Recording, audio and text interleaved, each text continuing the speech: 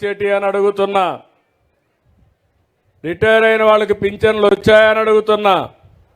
ఈరోజు ఎవ్వరు అడిగే పని లేదు. ఏ విధంగా అయితే పేదవాళ్లకు పింఛన్లు టంచనగా ఇస్తున్నామో ఉద్యోగస్తుల జీతాలు కూడా మొదటి తారీఖు ఇచ్చిన ఘనత తెలుగుదేశం ప్రభుత్వాన్ని, కూటమి ప్రభుత్వాన్ని అని చెప్పి నేను మీకు తెలియజేస్తున్నా. అయితే నేను ఎప్పుడు కూడా కష్టాలు నష్టాలు మీతో పంచుకోవాలి. నా ఆలోచన ఒకటే, ప్రతి ఒక్క కుటుంబానికి అండగా ఉండాలనేది నా కోరిక. మీ జీవితాల్లో వెలుగు తీసుకురావాలనేది నా సంకల్పం. అందుకే మొన్న ఎన్నికల్లో చూశాను. నా జీవితంలో ఎప్పుడు కూడా అలాంటి ఎన్నికలు చూడలేదు. నేను మిత్రుడు పవన్ కళ్యాణ్ గారు బీజేపీ కలిసి పోటీ చేశాం. కలిసి పోటీ చేసి నిలబెట్టిన అందరూ గెలిచారు. 93% గెలిచారు. అంటే మీలో ఎంత ఉత్సాహం ఉందంటే, ఎక్కడ చూసినా కూటమి అభ్యర్థుల సింబల్ కనపడిస్తే మీరంతా ఓట్లేసే పరిస్థితికి వచ్చారు. గుద్దుడే గుద్దుడు కార్యక్రమానికి శ్రీకారం చుట్టారు. నాకే ఆశ్చర్యం వేసింది. మన నాయకుడు ఎన్టీ రామారావు గారు ఉన్నప్పుడు 94లో రాలేదు, 83లో రాలేదు, 2024లో వచ్చిందంటే మీలో ఉండే చైతన్యం, మీరు పడిన కష్టాలు. ఇప్పుడు నవ్వుతున్నారు. 5 ఏళ్ళు మీ ముఖంలో నవ్వు కూడా చూడలేదు నేను. మాకు ఆ ఇబ్బందులే. పాపం శ్యాంబాబు ఇక్కడ రావాలంటే భయపడేవాడు. అంటే అంత దుర్మార్గంగా రాజకీయం జరిగింది. అవునా కాదా అని మిమ్మల్ని అడుగుతున్నా. హత్యా రాజకీయాలు, పోలీసుల వేధింపులు, ఎవరైనా స్వేచ్ఛగా మాట్లాడే స్వేచ్ఛ లేకుండా ప్రజాస్వామ్యాన్ని అపహాస్యం చేసి గ్రామాల్లో ఎక్కడ కూడా లా అండ్ ఆర్డర్ లేకుండా చేసే పరిస్థితికి వచ్చారు. నేను 4వ ముఖ్యమంత్రి పదవి నాకు కొత్త కాదు. 95లోనే సమైక్య ఆంధ్రప్రదేశ్లో ముఖ్యమంత్రిగా ఉన్నాను. ఇప్పుడు చూస్తూ ఉంటే మొన్న అదే అన్నాను, కుర్రాళ్ళు అరుస్తున్నారు 95 CBN అని. అదే చూపించాలనుకుంటున్నా. ఇప్పుడు ఆ రోజు నేను పరిగెత్తా, అధికార యంత్రాంగాన్ని పరిగెత్తించాను. ప్రజలకు కూడా ఒక విజన్ ఇచ్చాను. నేను అనుకున్నవన్నీ కూడా జయప్రదం చేశాం. కష్టాలుంటాయి, ఇబ్బందులుంటాయి.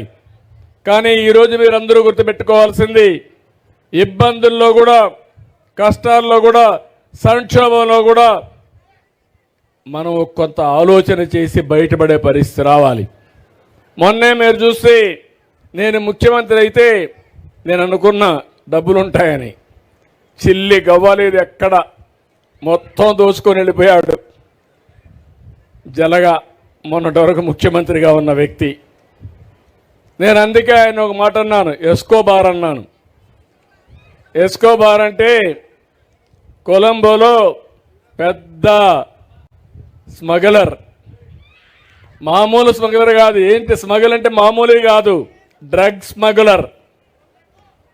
మందు పదార్థాలను అమెరికాకు స్మగిల్ చేసేవాడు.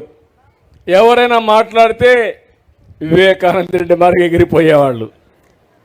అలాంటివన్నీ చేసేవాడు. అలాంటి వ్యక్తే ఇతను. నేను చాలామంది నా జీవితంలో రాజకీయాలు చూశాను, కానీ ఇలాంటి వ్యక్తిని ఎప్పుడు నేను చూడలేదు. మీరే కాదు, నేను కూడా అనుభవించాను. అంటే సొంత బాబాయినే లెక్క పెట్టుకోకపోతే మిమ్మల్ని నన్ను లెక్క పెట్టుకుంటాడా అని మిమ్మల్ని అడుగుతున్నా. మనిషి యొక్క వ్యక్తిత్వం మీరు గుర్తుపెట్టుకోవాల్సిన అవసరం ఉంది. సరే, ఎక్కువ టైం మాట్లాడితే మన శక్తి అంతా మనం వేస్ట్ చేసుకున్నట్టు అవుతుంది.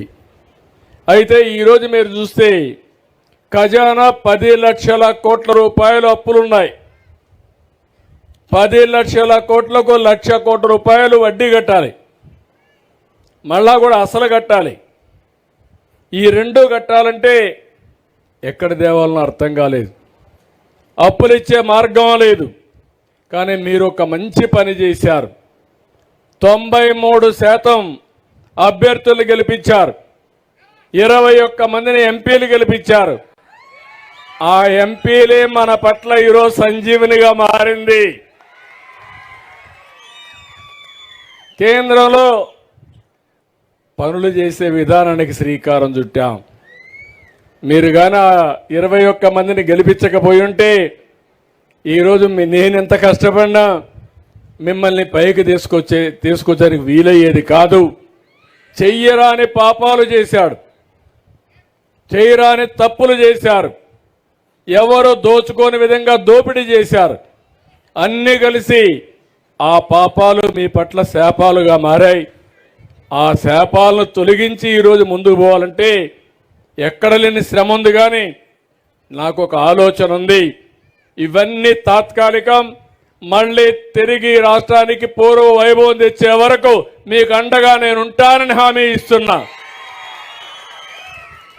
అందుకే ఈరోజు మీరు ఒక్కసారి చూస్తే ఇరిగేషన్ శాఖ, నేను ఆ రోజు ఇక్కడ ఆలోచించాను. కేఈ కృష్ణమూర్తి గారి ఆధ్వర్యంలో అన్ని చెరువులకు నీళ్లు తేవాలని, హంద్రి నీవా ద్వారా వచ్చే నీళ్లు అన్ని చెరువులకు ఇవ్వాలని, వేదవతి ఇరిగేషన్ ప్రాజెక్ట్ వస్తే ఈ కరువు జిల్లాలో ఉపయోగపడుతుందని, గోదు రాఘవేంద్ర కానీ లేకపోతే గుండ్రేవులు కానీ కేసీ కెనాల్ కానీ ఇవన్నీ కూడా తీసుకొచ్చి ఈ ప్రాంతాన్ని అభివృద్ధి చేయాలని మనం ముందుకు పోయాం.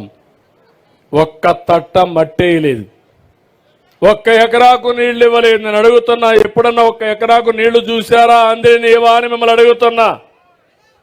నేను ఆ రోజు మీ అందరికీ మైక్రో ఇరిగేషన్ కింద తుంపర్ల సేద్యం, బిందు సేద్యం, రాయలసీమలో 90% సబ్సిడీతో ఇచ్చా. ఈరోజు ఉన్నాయని మిమ్మల్ని అడుగుతున్నా. ఒక్క ఎకరాకు ఇచ్చే పరిస్థితుల్లో లేరు.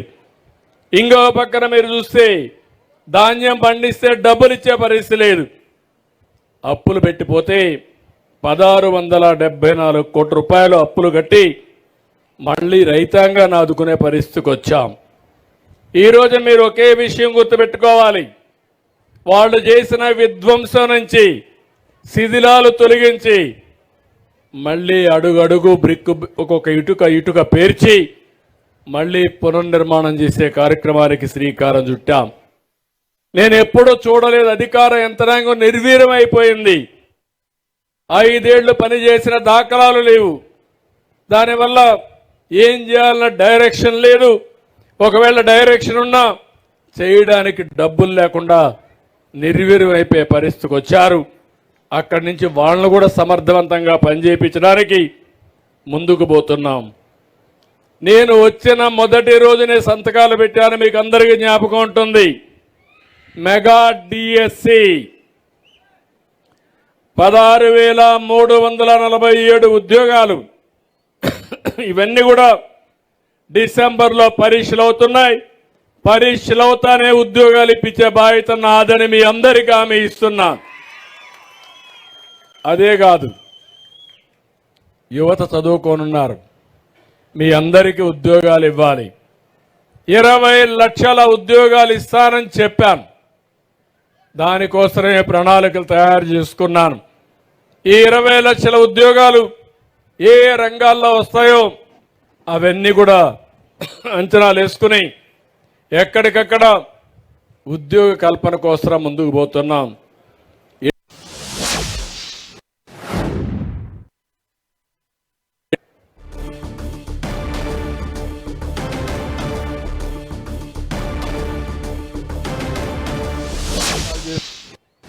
కొన్ని మీరు చూస్తే ఇక్కడ ఉండేవాళ్ళు, ఈ ప్రాంతంలో పుట్టిన వాళ్ళు కూడా ఇక్కడ పరిశ్రమలు పెట్టాలనుకుని వీళ్ళకు భయపడిపోయి వీళ్ళ వాటలు నిన్నే చూశారు. విశాఖపట్నంలో లూలు గ్రూప్ వచ్చారు.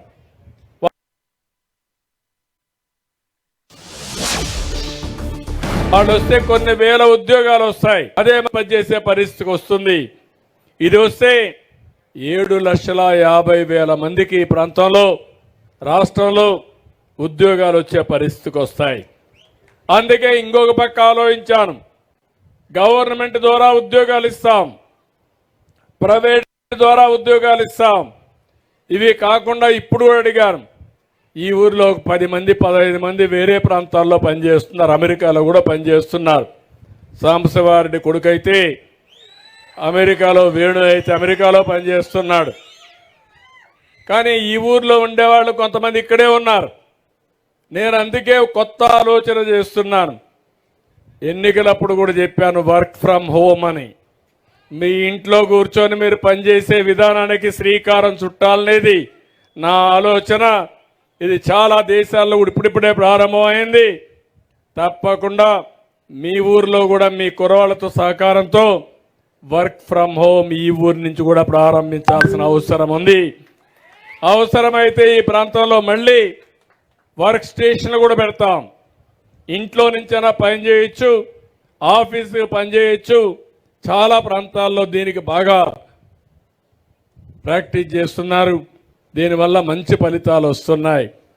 నేను ఒకటే మీ అందరికీ చెప్పేది, ప్రతిరోజు నేను లెక్క ఇవ్వమన్నాను, కంప్యూటరైజ్ చేయమన్నాను.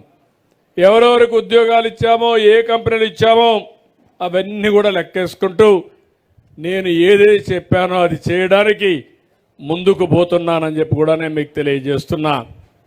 రెండో కార్యక్రమం మీరు చూశారు.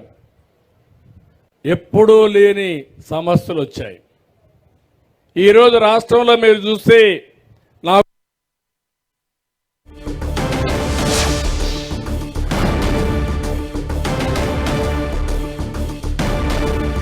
సమస్య వేరే వాళ్ళ పేరుతో రాసేసుకున్నారు.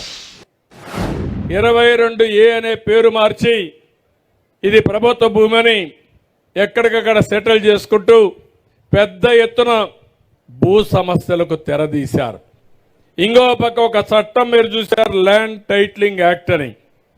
నేను అప్పుడు ఎన్నికల్లో చెప్పాను, ఇదే కర్నూలులో నేను ఇక్కడ కాల్చాను, ఇక్కడే కాల్చాను ఆ కాపీని కూడా.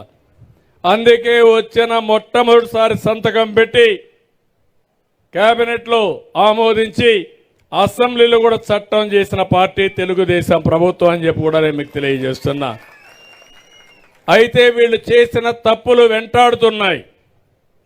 కొన్ని వేల మంది, లక్షల మంది మీ భూమి వేరే వాళ్ళ పేరుతో రాయిచ్చేశారు. ఇంకో పక్క సర్వే అనే పేరు పెట్టి ఆ సర్వేలో మీరు ఒకసారి చూస్తే ఎక్కడికక్కడ బౌండరీస్ మార్చేసే పరిస్థితికి వచ్చారు, సరిహద్దులు మార్చేసే పరిస్థితికి వచ్చారు. అవన్నీ కూడా సెటిల్ చేస్తున్నాం. ఇంకో పక్క మీ పట్టాదారు పాస్ పుస్తకం మీద ఆనాటి ముఖ్యమంత్రి ఫోటో, మీ తాత, మీ నాన్న, మీ ముత్తాత వాళ్ళు ఇస్తే ఆస్తులు ఇస్తే దానిపైన బొమ్మ వేసుకునే పరిస్థితికి వచ్చాడు. ఇప్పుడు నేను మారిస్తే నేను కూడా నా బొమ్మ వేసుకోవచ్చు. నా బొమ్మ వేసుకోవడం లేదు. రాజముద్రతో మళ్ళీ పట్టాదారు పాస్ పుస్తకాలు మీకు ఇచ్చే బాధ్యత మాది. ఒక పైసా ఖర్చు ఉండదు. దీనికి కూడా శ్రీకారం చుట్టాం. తొందరలోనే సర్వే చేస్తాం, క్యూఆర్ కోడ్ పెడతాం. ఫోన్లో ఆ క్యూఆర్ కోడ్ చూపిస్తే మీ భూమి ఉందో ఎక్కడుందో అక్కడికి నేరుగా వెళ్ళిపోయేట్టుగా జీపీఎస్ కూడా పెట్టి, జీఏఎస్ పెట్టి మీకు పట్టాదారు పాస్ పుస్తకాలు ఇచ్చే బాధ్యత మాదని మీ అందరికీ హామీ ఇస్తున్నా. ఇప్పుడే చెప్పా, పింఛన్లు ఇచ్చాం. అన్నా క్యాంటీన్, దుర్మార్గుడు అన్నా క్యాంటీన్ కూడా క్యాన్సిల్ చేశాడు. ఇప్పటికే 175 పెట్టాం. 5 రూపాయలకే భోజనం, బ్రేక్ఫాస్ట్ 5 రూపాయలకే, మధ్యాహ్నం 5 రూపాయలే. 3 పూట్ల భోజనం చేసిన 15 రూపాయలతో భోజనం పెట్టే ప్రభుత్వం ఎక్కడ దొరుకుతుందా ఒక్కసారి ఆలోచించండి. పేదవాడికి అండగా ఉండాలి. అందుకే నాణ్యమైనటువంటి పౌష్టికాహారాన్ని మనం ఈరోజు అందజేసే పరిస్థితికి వచ్చాం. దీనివల్ల జీవన ప్రమాణాలు బాగా పెరుగుతాయని చెప్పి నేను మీకు తెలియజేస్తున్నా. ఈరోజు ఈ గ్రామానికి వచ్చాను. వచ్చినప్పుడు మా వాళ్ళని అడిగాను, చాలా ఎక్సర్సైజ్ చేశారు కానీ ఇంకా స్కిల్స్ గురించి సెన్సస్ చేయలేకపోయారు. ఈ ఊర్లో ఉండే వాళ్ళందరి నైపుణ్యం తీసుకొని అవసరమైతే మీ స్కిల్ డెవలప్మెంట్ చేసి నైపుణ్యాన్ని పెంచి మీకు ఉపాధి అవకాశాలు కల్పించడానికి శ్రీకారం చుడతాం. డిసెంబర్ లోపల స్కిల్ సెన్సస్ కూడా చేసి తద్వారా మీ ఆదాయాన్ని, ఉపాధిని పెంచే అవకాశాలు మెరుగుపరుస్తామని చెప్పి కూడా నేను మీకు తెలియజేస్తున్నా. ఇప్పుడే మీరు చూశారు ఇసుక నేను ఉచితంగా ఇస్తానని చాలా స్పష్టంగా చెప్పాను. ఇప్పుడు కూడా చెప్తున్నా, మీ ఊరికి దగ్గర ఎక్కడ నది ఉన్నా లేకుండా వాగున్నా నేరుగా పోయి ఇసుక తెచ్చుకోండి. ఎవ్వరు అడిగేదానికి వీలు లేదు. కలెక్టర్ ముందరనే చెప్తున్నా, మీకు మీ అవసరమైతే మీరు తెచ్చుకోండి. కానీ తవ్వేటప్పుడు మాత్రం ఒక పద్ధతి ప్రకారం తవ్వండి. మరీ ఎక్కువ ఇసుక తీసేస్తే భూగర్భ జలాలు ఇంకిపోతాయి. ఆ ప్రాంతంలో ఎట్లా మీ దగ్గర నీళ్లు కూడా సరిగా లేవు, అన్ని ఉప్పు నీళ్లే. దాన్ని కూడా ఆలోచిస్తున్నా, సీరియస్గా ఆలోచిస్తున్నా. ఈ గ్రామం నాకు ఒక సవాలుగా తీసుకుంటా. కలెక్టర్ కూడా చెప్తున్నా, అవసరమైతే అంద్రి నీవా నుంచి నేరుగా నీళ్లు తీసుకొని మైక్రో ఇరిగేషన్ పెట్టి ఏదైతే బిందు సేద్యం ద్వారా మీ పొలాలకు నీళ్లు ఇచ్చే బాధ్యత తీసుకుంటా ఒక ప్రాజెక్టు తయారు చేస్తాం. తద్వారా ఈ ఊరిలో మంచి ఉపాధి కల్పించడానికి ముందుకు పోతాం. ఉచిత ఇసుక వర్షాకాలం వచ్చింది, ఎక్కడా దొరకని పరిస్థితి క్రియేట్ చేశారు. అధికార యంత్రాంగానికి స్పష్టంగా చెప్పాను, 15 లోపల ఫైనలైజ్ చేయాలి. ఎక్కడ కూడా ఎలాంటి ఇబ్బందులు లేకుండా మీరు ఉచితంగా ఇసుక తీసుకుపోయే విధానానికి శ్రీకారం చుట్టామని చెప్పి కూడా నేను మీకు తెలియజేస్తున్నా. ఇది కూడా ఇంకొక 10 రోజుల్లో దీన్ని కూడా స్టెబిలైజ్ చేస్తాం. అక్కడి నుంచి ఎవ్వరికి ఇబ్బంది లేకుండా ఇసుక ఇచ్చే పరిస్థితి వస్తుంది. పోలవరం పనులు మళ్ళీ శ్రీకారం చుట్టాం. పోలవరాన్ని గోదావరిలో ముంచేసే పరిస్థితికి వచ్చారు. పోలవరం పూర్తయితే తద్వారా నీళ్లు కృష్ణా డెల్టాకు వస్తే అక్కడ వాడే నీళ్లు శ్రీశైలం నుంచి రాయలసీమకి ఇస్తున్నాం. కానీ రేపు రాబోయే రోజుల్లో ఏదైతే పోలవరం పూర్తి చేసి ఆ నీళ్లు పెన్నాకు కానీ అనుసంధానం చేయగలిగితే రాయలసీమలో కరువు అనే మాట లేకుండా ఉంటుంది. ఈ సంవత్సరం వర్షాలు ఎక్కువ పడ్డాయి. వర్షాలు పడ్డాయి కానీ మనం ఆ నీళ్లన్నీ ఉపయోగించుకోలేకపోయాం. ఇక్కడే తుంగభద్ర, మీకు కూడా కొద్దిగా నీళ్లన్నీ తుంగభద్ర నుంచే వస్తాయి.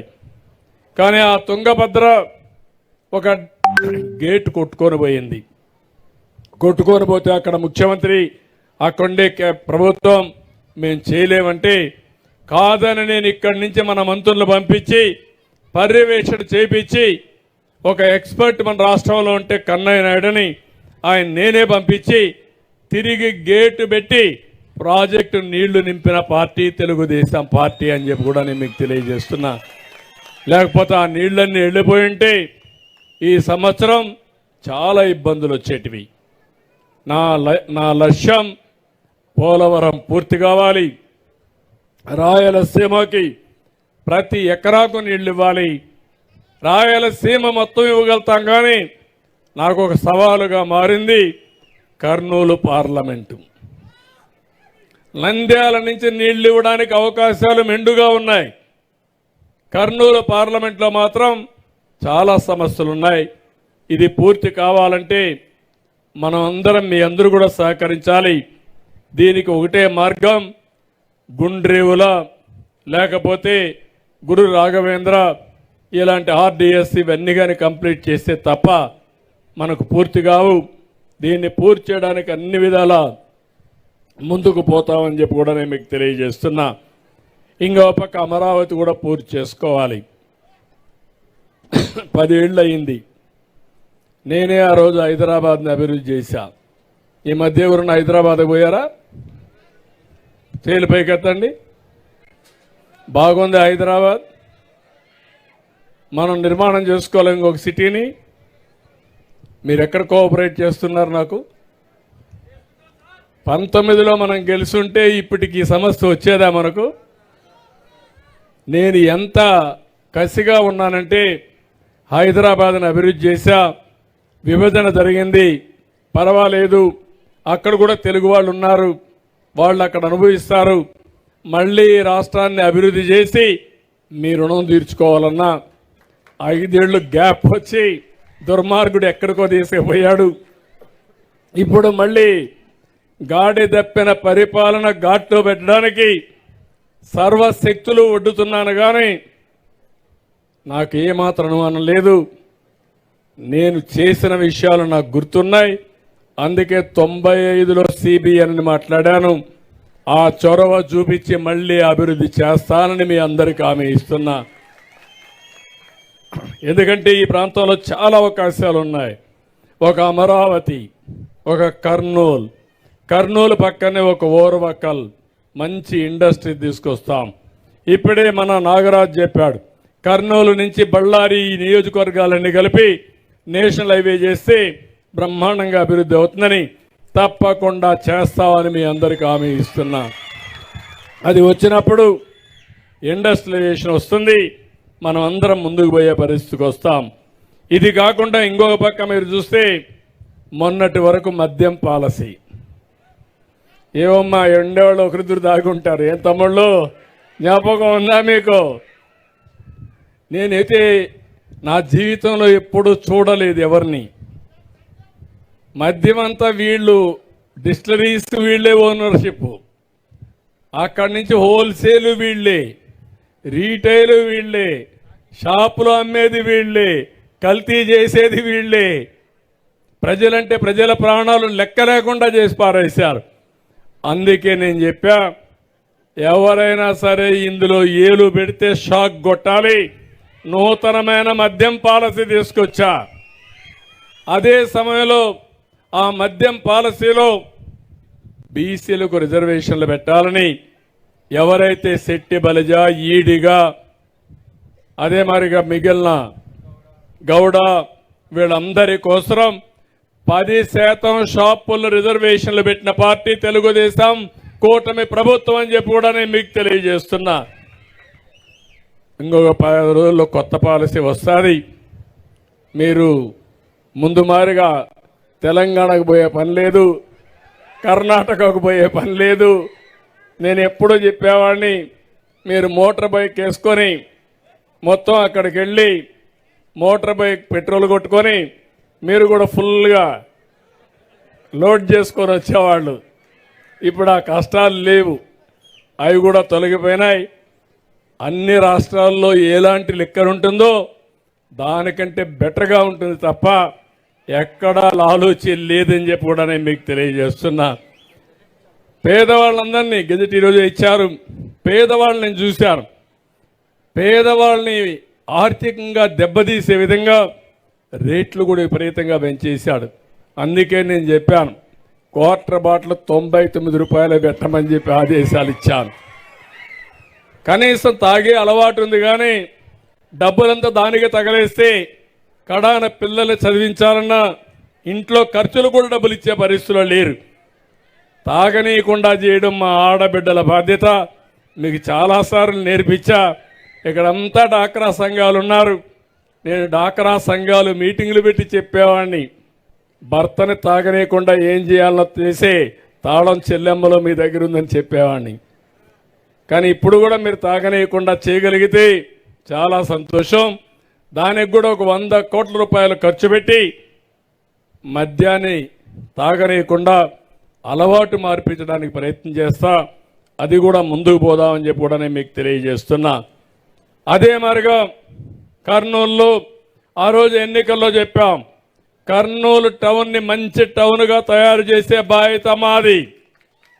నమ్మకం పెట్టుకొని టీజీ భరత్ అయితే బ్రహ్మాండమైన మెజారిటీతో గెలిపించారు. అందుకే హైకోర్టు బెంచ్ కూడా కర్నూలులో పెడతామని మొన్నే అనౌన్స్ చేశాం. రికమెండ్ చేస్తాం, సాధిస్తాం. బెంచ్ వస్తుంది, పరిశ్రమలు వస్తాయి. కర్నూలుని అన్ని విధాల నాట్ ఓన్లీ కర్నూలే కాకుండా పార్లమెంట్ మొత్తం అభివృద్ధి చేసే బాధ్యత తీసుకుంటామని చెప్పి కూడా నేను మీకు తెలియజేస్తున్నా. ఇది కాకుండా ఈరోజు మీ అందరిని ఒకటే కోరుతున్నా, ఏదైతే స్వర్ణ ఆంధ్రప్రదేశ్ విజన్ 2047, ఇప్పుడు మనం 24లో ఉన్నాం. ఒకప్పుడు 2000 కంటే ముందు నేను ఒక మాట చెప్పేవాడిని, విజన్ 2020 అనేవాడిని. అందరూ నన్ను ఎగతాళి చేసేవాళ్ళు. ఈరోజు దేశం కూడా విజన్ పెట్టింది, మళ్ళా మనం విజన్ పెట్టుకునే పరిస్థితికి వచ్చాం. నేను ఎప్పుడో పెట్టిన విజన్ ఇది. ఇప్పుడు నా ఆలోచన 2047కి భారతదేశం ప్రపంచంలోనే అగ్రదేశంగా ఉంటుంది. భారతీయులు ప్రపంచం మొత్తం బ్రహ్మాండంగా రాణిస్తారు, నెంబర్ 1గా ఉంటారు. దాంట్లో తెలుగువారు నెంబర్ 1గా ఉండాలని, భారతీయుల కంటే ముందు తెలుగు వాళ్ళు ఉండాలని నా లక్ష్యం. అందులో దేశంలో నెంబర్ 1 రాష్ట్రం ఏదంటే దానికి చిరునామాగా ఏది ఉండాలి తమ్ముళ్ళు అని మిమ్మల్ని అడుగుతున్నా. సిద్ధమా మీరు? అందుకే ముందుగా స్వర్ణ గ్రామం కింద మీ ఊరిని తయారు చేయాలి. ఇప్పుడు మీరందరూ ఇప్పుడే కలెక్టర్కి చెప్పాను, ఈ ఊర్లో ఉండే అందరూ కూర్చోండి. పుచ్చకాయల మడ 2047లో ఎట్టుండాలనో ఇప్పటి నుంచే మీరు వర్కౌట్ చేస్తారు. అందరూ లక్షాధికారులే ఉండాలి. పేదవాళ్ళందరికీ మనం అండగా ఉండాలి. నేను ఆ మాటే చెప్పాను, మీరు గుర్తుపెట్టుకోండి. జీరో పావర్టీ అంటే పేదరిక నిర్మూలన ధ్యేయం. ఒకప్పుడు చెప్పేవాడిని కానీ సాధ్యమయ్యేది కాదు. ప్రయత్నాలు చేసినా చాలా సమయం పట్టేది. ఈరోజు టెక్నాలజీ అందరి దగ్గర సెల్ ఫోన్లు ఉన్నాయా లేదా అని మిమ్మల్ని అడుగుతున్నా. ఉన్నాయంటే చేలు పైకి ఎత్తండి. అందరి దగ్గర సెల్ ఫోన్లు ఉన్నాయి. ఒక్కొక్కరి దగ్గర 2-3 ఫోన్లు ఉన్నాయి. నేను మాట్లాడుతూ ఉంటే మా మీటింగులు కూడా షూటింగ్ చేసి పంపిస్తూ ఉంటారు ఇంటికి. మా చెల్లెమ్మ ఫోటో మొత్తం తీసేస్తూ ఉంది, వీడియో రికార్డింగ్ చేస్తూ ఉంది. అంటే ఒకప్పుడు ఈ సెల్ ఫోన్ మా చెల్లెమ్మ మాట్లాడుతూ ఉంది, ఒక పక్క 2 పనులు చేస్తూ ఉంది, మీటింగ్ వింటా ఉంది, మాట్లాడుతూ ఉంది. ఒకప్పుడు సెల్ ఫోన్ కూడా లేదు. మీకు అందరికీ ఐడియా ఉంటుంది. నేను మొట్టమొదటిసారి ముఖ్యమంత్రి అయినప్పుడు నేను సెల్ ఫోన్ అంటే అందరూ నన్ను ఎగతాళి చేశారు. ఏంటి సెల్ ఫోన్ అంటున్నాడు, తిండి పెడుతుందా అని. నేను ఆ రోజు చెప్పా, దీని విలువ ఇప్పుడు తెలియదు, 20 ఏళ్ల తర్వాత మాట్లాడండి అని చెప్పా. ఇప్పుడు సెల్ ఫోన్ అనేది అత్యవసర వస్తువుగా తయారైపోయింది. భర్త లేకపోయినా భార్య ఉంటుంది, భార్య లేకపోయినా భర్త ఉంటాడు, కానీ సెల్ ఫోన్ లేకపోతే ఇద్దరు ఉండలేరు. అవునా కాదా? మీకు అన్ని విషయాలు అది పనిచేస్తూ ఉంది. ఎవరు లేకపోతే దాన్ని చూసుకుంటూ వీడియోలు పెట్టుకొని చూసుకుంటూ కాలక్షేపం చేయొచ్చు. ఎప్పుడన్నా కరెంటు పోతే లైట్ వేసుకోవచ్చు. ఫోటో కావాలంటే సెల్ఫీలు తీసుకోవచ్చు. ఎవరన్నా దొంగ వస్తే ఫోటో తీసి ఇమ్మీడియట్గా పంపించేయచ్చు. ఇప్పుడు చిన్న పిల్లవాళ్ళు కూడా మా తమ్ముడు చెప్పినట్టు సెల్ ఫోన్తోనే పుడుతున్నారు. పిల్లలు పుట్టంగానే సెల్ ఫోన్ తీసుకునే పరిస్థితికి వచ్చారు. ఏది కావాలి అక్కడ పెడితే ఫస్ట్ సెల్ ఫోన్ పట్టుకుంటున్నాడు. అంటే తప్పులేదు దీంట్లో. కానీ ఒక్క విషయం మీరు గుర్తుపెట్టుకోండి, టెక్నాలజీ మీ జీవితంలో పెను మార్పులు తీసుకొస్తుంది. ఈ విషయం నేను చాలా స్పష్టంగా చెప్తున్నాను, మా అడ్మినిస్ట్రేషన్ కూడా చెప్తున్నాను. ఈ ఊరు గ్రామం ఎట్ట పరిశుభ్రంగా ఉందా లేదా చేయాలంటే ఇక్కడుండే సచివాలయం సిబ్బంది మాకు చెప్పాలి, లేకుంటే కలెక్టర్ రావాలి, ఎవరన్నా రిపోర్ట్ చేయాలి. రేపటి నుంచి అవసరం లేదు. ఒక డ్రోన్ పంపిస్తే ఒక రౌండ్ తిరిగేసి నేరుగా పంపిస్తే ఇన్ఫర్మేషన్ పంపిస్తే ఈ ఊర్లో ఎక్కడెక్కడ చెత్త ఉందో, ఏ ఇంటి దగ్గర చెత్త ఉందో చూసే అవకాశం డ్రోన్ వల్ల వచ్చే పరిస్థితి వస్తుంది. దానిపైన చర్యలు తీసుకోవచ్చు. ఇదే కాదు, ఈరోజు ఏదైనా కానీ పొలాల్లో తెగులు వస్తే నేరుగా డిటెక్ట్ చేసి ఎక్కడ తెగులుందో అక్కడే మందు కొట్టే పరిస్థితి వస్తుంది. ఈ ఊర్లో దోమలుంటే ఎక్కడ దోమలు ఉన్నాయో దోమలు గుర్తించి ఆ దోమలే చంపే పరిస్థితి వస్తుంది. మీ ఊర్లో డ్రైన్ ఉంటే ఆ డ్రైన్లో నీళ్లు సరిగా పోకపోతే నేరుగా డ్రోన్ పంపించి ఎక్కడ నీళ్లు ఉన్నాయో చూసి దానికి ఎవరు అధికారి బాధ్యులో వాళ్ళపైన చర్యలు తీసుకునే పరిస్థితి వస్తుంది. మొన్నే మీరు చూశారు వరదల్లో డ్రోన్ ద్వారా మేము భోజనాలు అందించాం.